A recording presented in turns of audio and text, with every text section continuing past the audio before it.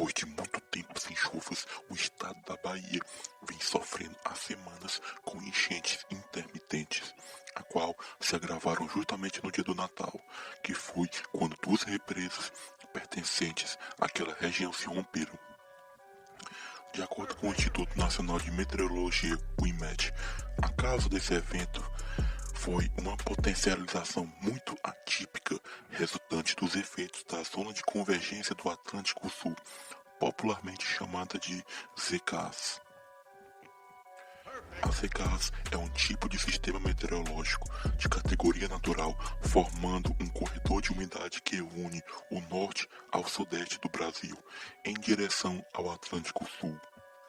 Quando esse evento ocorre, as nuvens carregadas de água se concentram em uma única região e, por não conseguir seguir o seu trajeto, acabam chocando-se com algumas frentes frias, o que causa nebulosidade, umidade e fortes chuvas. A formação desta zona é aguardada nesta época do ano e ela realiza um papel ambiental muito importante na reposição da água nas regiões que são suscetíveis a secas, em especial no Nordeste. Mas este ano foi influenciada pelos efeitos radicais da dita La Niña, que refria as temperaturas da América Latina, além do aquecimento global, a qual foi fenômeno mais intenso do que o esperado para esse ano.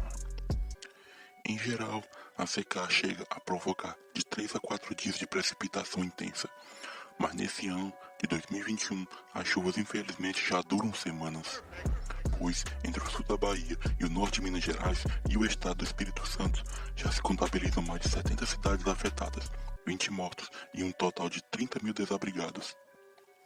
De acordo com o IMET, a quantia de chuva que já foi registrada compreende o dobro do que a climatologia histórica da região geralmente apresenta, tendo efeitos de comparação, por exemplo, na cidade de Ilhéus, Bahia, que foi uma das mais afetadas pelo ocorrido das chuvas. Chegou-se a registrar no sábado um equivalente a 136 milímetros. Tal valor foi o maior do que o acumulado no período de todo o mês de dezembro de 2020, que foi 118 milímetros.